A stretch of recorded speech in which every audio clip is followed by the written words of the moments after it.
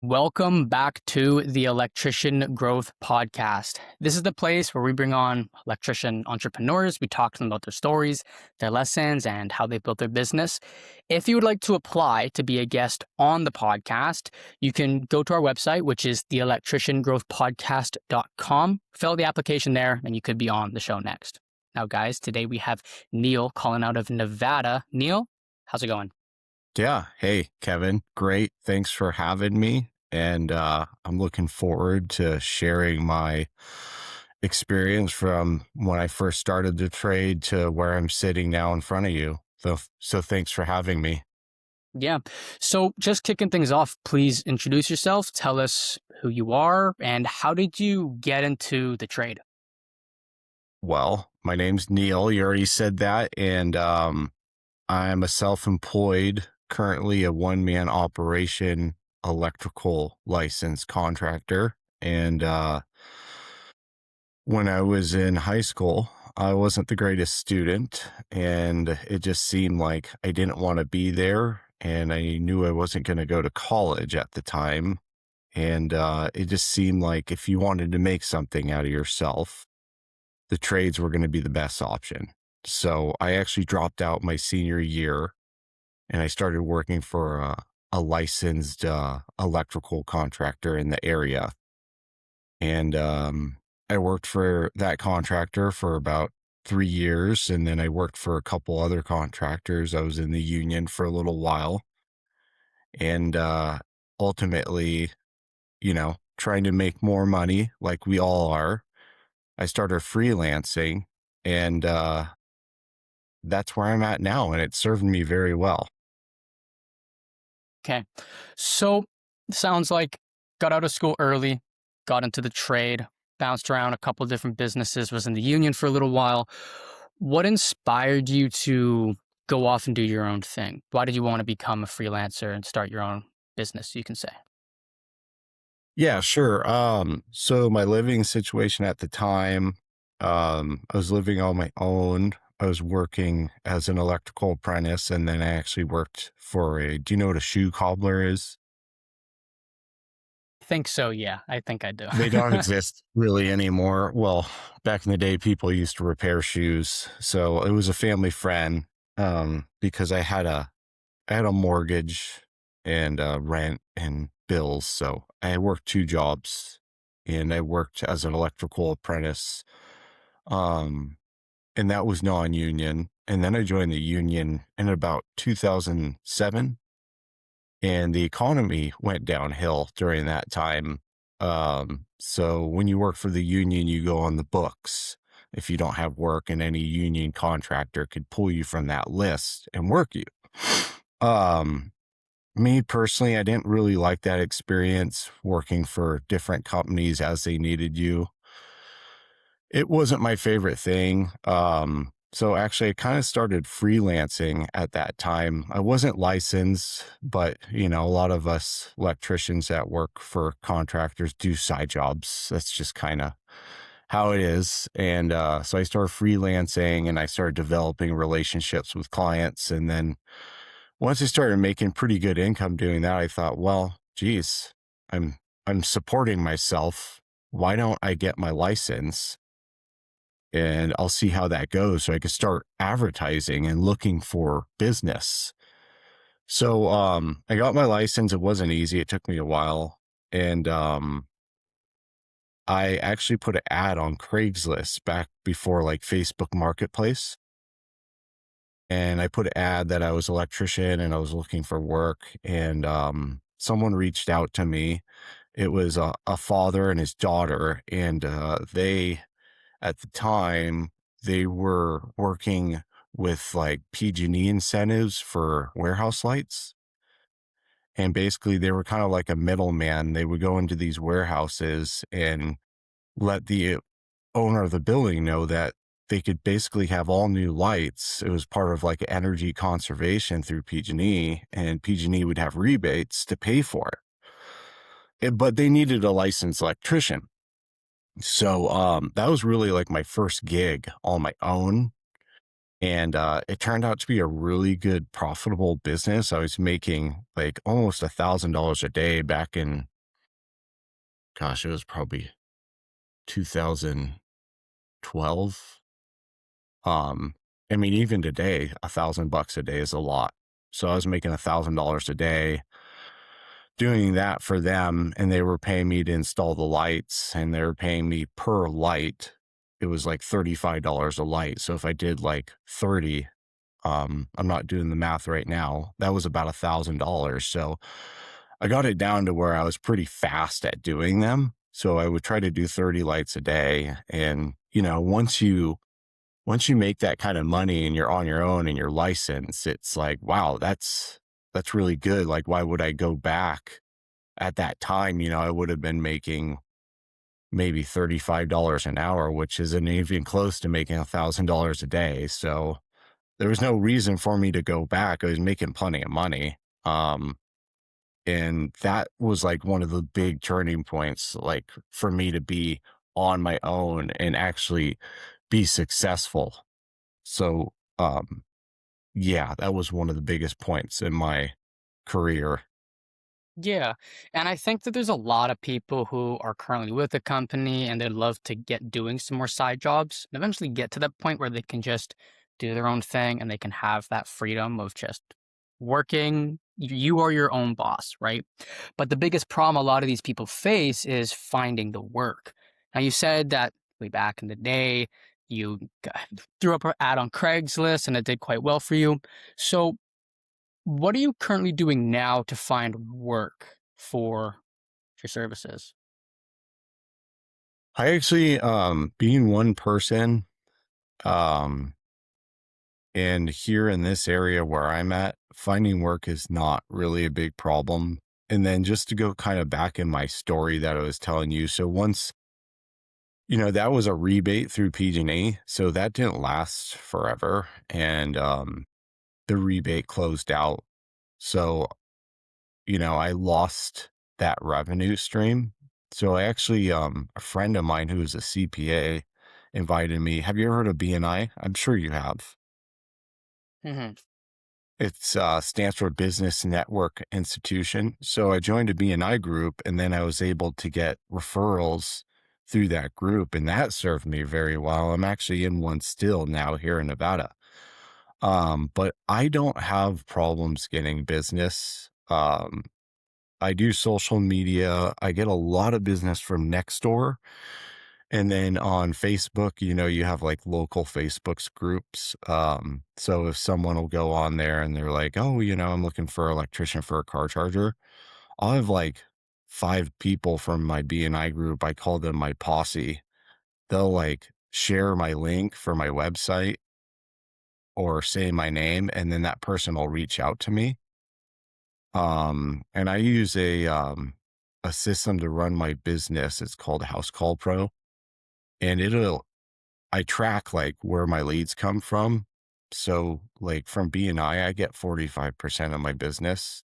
mm, And then the other 55% is between like my website and Nextdoor app and then other contractors.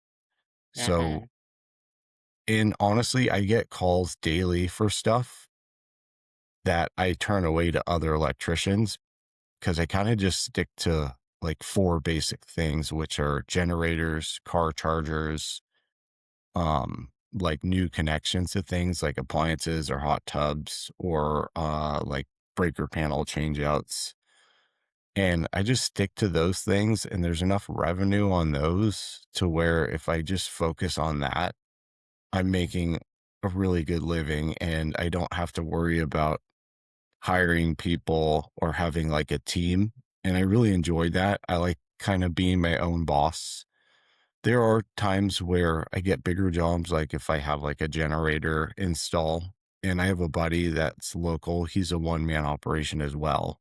So we team up on mm. jobs like that. And I've been really successful. I mean, it works really well. I'm not really the kind of person that wants to have a lot of employees and have phone calls after 5 p.m. or on the weekend. And I like it that way. I don't know Mhm. if I'll always be that way, but it's been that way for a long time and it works well. Yeah, sounds like you're just very comfortable with where you're at. You have enough business coming in to even the point where you're able to turn down the business that you don't really like, and you don't need much help when it comes to the actual service delivery. So, like, it sounds like you're in a really, really good position because, like, you're like, I could scale, but I don't really want to scale because I'm comfortable, right? A lot of people, they're like, I have to scale if I want to get to where I want to be, but you're happy, you're content, which is good. Have you ever considered hiring in the past since you have more demand than you have supply? Absolutely. And I've had employees in the past. Mm, When you talk about scaling, okay, well, someone in my position or in other positions thinking, okay, I want to scale. Well, what are the reasons? You know, they might say money, but a lot of it could just be they want to scale just to achieve the accomplishment.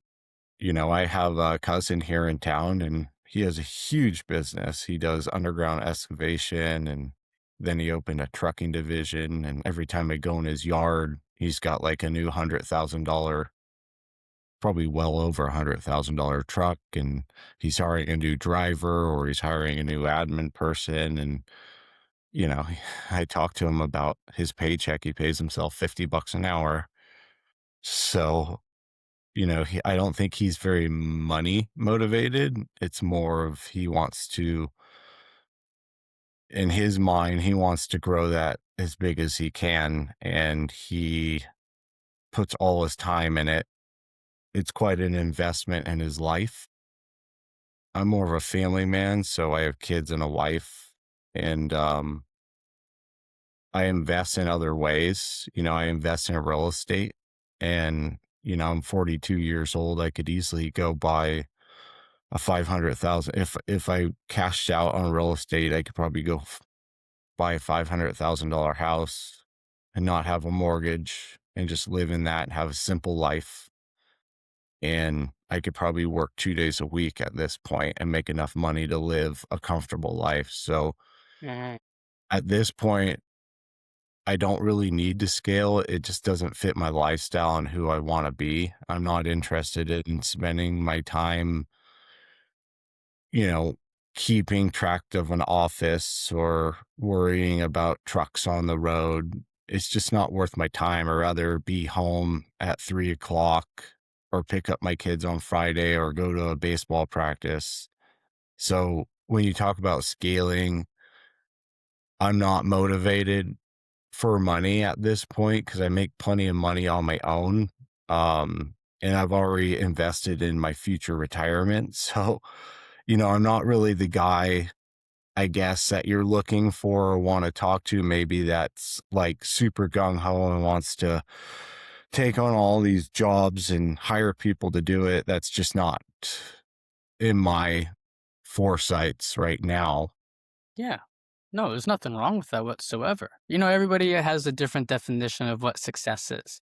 Some people, what it sounds like your cousin might be doing is building up this company, investing everything into it, not paying yourself anything, just enough so then you can live and provide, but then having a massive exit 20 years from now where you get a paycheck for $40 million, right? Some other people, it's just, I want to spend time with my family. I want to be relaxed. I want to, work for myself, have that freedom, but also kind of just be able to do what I want. I don't want to be a slave to my phone, right? So there's nothing wrong with that. Was there ever a point when you started where you were really motivated and you're like, I want to make some money, like let's go, let's scale. And then once you kind of got into it, you're a little bit like, you know what, maybe this isn't what I'm looking for. Yeah, definitely. Um, like I said, I had a couple employees when I first started. I think I had a little more energy back then. Hmm. Um, and I actually had an employee up until before I moved to Nevada who was a retired police officer. He was like my best guy. And he had a vehicle and I had a vehicle, and we just kind of worked in tandem with each other. And it worked out really well. And he worked for me up until he was like 62.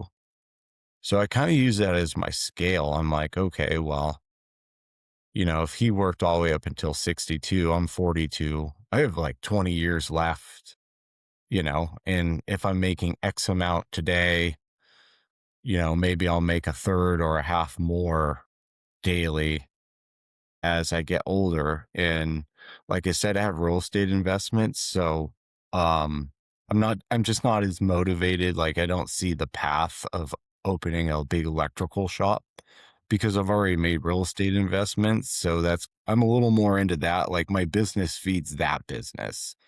That's kind Mm, of how that works, right? mhm, If I wasn't investing in real estate, yeah, I would definitely want to scale my electrical contracting business, but that's not really like where I want to be. I definitely mhm, like being an electrician, but I just don't want to own a large business. I like waking up early and getting out to the job, and I'm really good at it. Like I said, I use House Call Pro, which is a really cool system. Like I'll have the customer's information in there. I'll click I'm on my way. When I get there, I'll click I'm starting the job. It tracks my time. And I've been doing it. I'm not going there thinking about the job. I'm going there and I'm like, okay, how am I going to do the best? Like it's almost like a performance sometimes because I'm in these people's homes, and a mhm, lot of these people around here are retired. So they kind of like watching me work or talking to me while I'm working. mhm, Um, and I'm not like focused on like the job. Like I don't have anxiety when I'm doing the job because I've been doing it for so long. Instead, I'm talking to them. I'm putting drop cloths down under my ladders. Like I'm bringing all my equipment in. I set up a table. Like I'm super organized. And I'm also like very considerate of their space. So when I'm done that experience, they always leave me like a super good review online. So it's more of like an experience for some of these people, like having me come in and like I'm just super friendly with them and personable. And like also my work is like top notch. Like it looks great. Like I'm vacuuming it when I'm done. So just that alone, like having that following and that rapport locally, it's taken me a really long it's taken me to a point in a short amount of time where I'm very successful just being a one-man operation. mhm. So you kind of already touched on it, saying it's like, just showing up, doing the right job, doing it good, being friendly. It's really taking you far and you just being the one man, you know, kind of operation you have. I guess when it comes to really delivering on a good customer experience and making sure that they're left happy and satisfied, what are some things that you really, well, maybe you don't even, it sounds like, because to be honest, it sounds like, it's been a very easy journey for you, which is good. It's like, this No. is just, you wouldn't say it so? Well, we can touch back on that. The point of this being said is it seems like it's very natural at this point in your life. Yes. It's very Yeah. just like showing up. This is what I love to do. This is a passion of mine. I love it because I'm good at it, not because it's work and I'm trying to love it, right? And it gives a good customer experience. So, whole point of me saying this is what are some things that you really focus on when it comes to delivering that exceptional experience? So then, you build your reputation, you get the Google reviews, and you can get more jobs coming in. I guess being prepared is probably the main thing. Like if you're gonna go out and do a job, like say it's a panel change, there's a lot involved on those. That would be probably one of the trickier ones. So you're gonna cut someone's service to their house and have the utility company disconnect so you can safely change the panel out. And so you have to drive ground rods in the ground, which isn't easy. And if there's a concrete sidewalk, you have to drill through that with a concrete bit. And then you have to have a big jackhammer to drive this 8-foot rod into the ground. And you have to have a generator for that because you don't have power. So, I mean, that's like maybe 10% of the job. So just saying that, like there's a lot of moving parts and equipment involved to that. So you need to be prepared for that. And then you have to like do the work of replacing the panel. So you're going to need like some equipment to cut the wall open if it's recessed. If it's surface mounted, then that's like a lot easier. Um, and then if the service comes like from overhead, you're going to have to be prepared to get on the roof. So you have to pull a big ladder off your truck. And then a lot of time you have to A lot of the times you have to patch the roof where the old penetration was because a new panel is different. So it's going to have a different location of where the pipe might go through the roof for the utility connection. Um, so you have to be prepared to patch a roof, which means you need to bring some sheet metal and like some roof sealant, so that's another part of the job. So like if you miss any of that, it could screw up your whole day because you need to be prepared to have their service disconnected and then change this panel out and then put it all back together so they have electricity later on that afternoon. And depending on like where you're at, some jurisdictions, they want to have like an inspection before you can have the service company reconnect. So on top of all of that, you have to be prepared to have this thing done to a certain percentage. So it could be inspected by a city inspector. So, if you forget a part, then you're like loading up your truck, especially if you're like on the side of someone's house, you kind of have to put your truck back together so you can go to the hardware store and get what you need. And hopefully they have what you need. So back to your question, like you need to have the experience and know what's going to be involved and be prepared so you have all the right equipment, the right materials, and the right mindset and be prepared. It's like, okay, well, this is going to be tricky. I'll bring this tool or I'll do it this way so I can get this done in a timely fashion. Hmm. I see. And circling back on something else that you mentioned while I was asking you that question, you said that, this hasn't all been sunshine and rainbows. You said that there's definitely been times where it's been hard along this journey. What are some of the challenges you faced with having your own business? Um, when you first start, like I said, you're not going to have the luxury of like a van, a service van, or like a truck with a utility body and it's stocked full of materials. And, back to what I said, like I kind of stick to like four things like panel changes, generators, car chargers, and new circuits. So my truck's equipped for those jobs. And like I could basically just take a call, go out there today, and I probably have enough material on my truck to just do that. But usually I'll get pictures from a client if it's something small, or I'll go out and do an estimate and then I'll buy the materials for it. I try not to pull from the truck. The truck's more like my insurance. So I have stuff on it. So when you first start, you don't have that.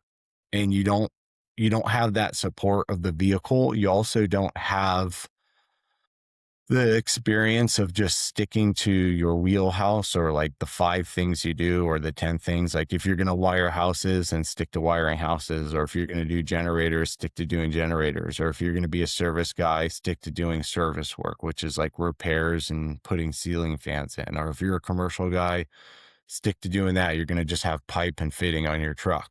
So when you first start, you're kind of hungry. So you just take on any of that stuff, and you're not used to doing that stuff every day because you're taking on a variety of work. So your truck's not equipped with it. You're not prepared for it in the day. You can't, you, like I said, like I go to the job and I'm not thinking about the job. Like I'm just grabbing the necessary things I have because I'm used to doing that every single day.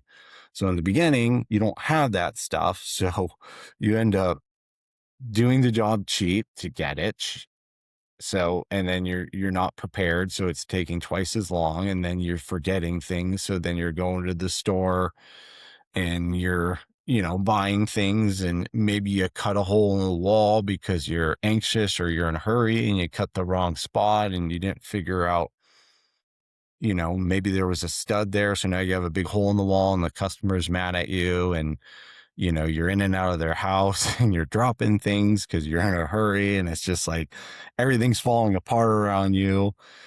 And, you're not thinking about pleasing the customer at that point. You're thinking about, how can I get this job done? I need to get out of here. I'm working for free at this point.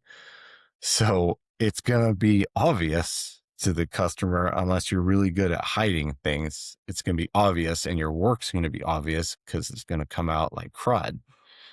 and you're going to get bad reviews that way. So that is probably the one biggest hurdle that any guy has when he first gets out on his own.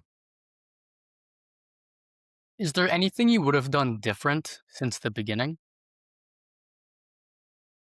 No, I don't think so because I feel like we all have to make those mistakes.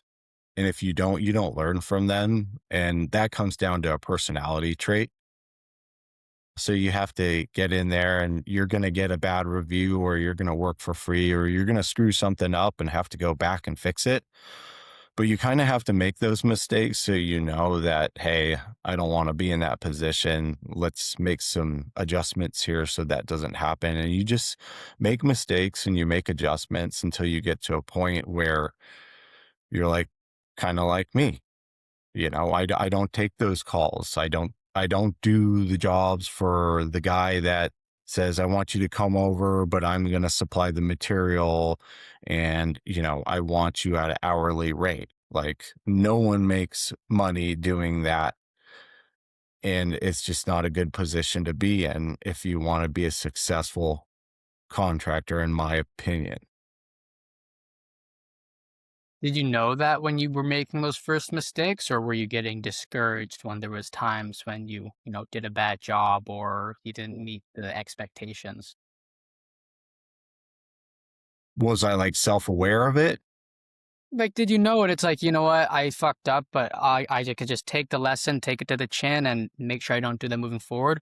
Or did you kind of look at it and be like down on yourself and get slightly discouraged when you were younger? Probably not right away because I was a younger man at that time. So it was just more frustrating at the time. And it probably took me a while to have that learning curve. Yeah, I don't think I was a quick learner in the way of like nuts and bolts and putting things together, but that learning curve of trying to be more organized, that probably took a long time. And I think I learned actually from my employee, the retired police officer. I actually think I learned a lot from that guy, even though he was my employee. He was older than me and more mature. And, I was always kind of the guy, when we're working together, it's like I would grab whatever I had available. I grab like an armful of stuff, throw it in the truck and get out there and figure it out with what I had. And he at the time was coming more of like, well, let's think about it. Let's plan it. What do you think about using this material and doing it this way? This is all conversation before we even scheduled the job. So I actually learned from my employee on how to be more planned ahead in that way. Okay. It's been a good conversation. Wrap it up with one last question here. So, if you were having a conversation, somebody who is, let's say, 21 years old, and they're interested in becoming their own electrical contractor, they want to start their own thing, to be a one man shop. What's one piece of advice that you would give them before they start?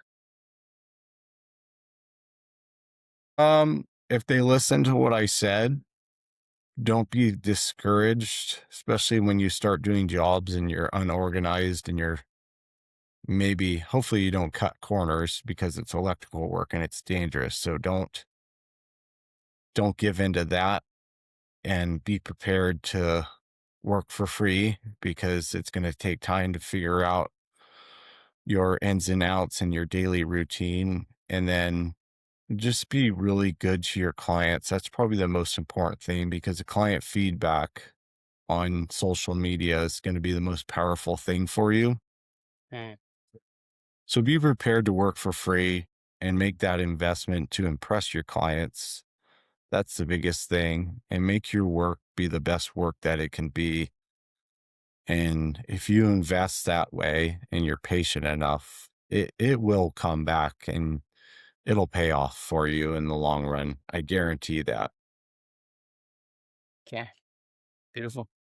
Where can our listeners find you online? Do you have any websites or social medias? Yep. Yeah, I have a website, santinoelectric.net and Santino Electric on Facebook. I do post weekly. Right now, I'm pushing to do more generator business, so you'll probably see a lot of generator posts on there. So yeah, that's where you can find me. Okay, amazing. Like I mentioned at the beginning, if you are an entrepreneur in the electrical space and if you think you'd be a good guest to come on the show, go to our website, which is theelectriciangrowthpodcast.com, fill out the application, and you could be on the show next. All right, Neil. Thank you so much for taking the time. Yeah, thanks, Kevin.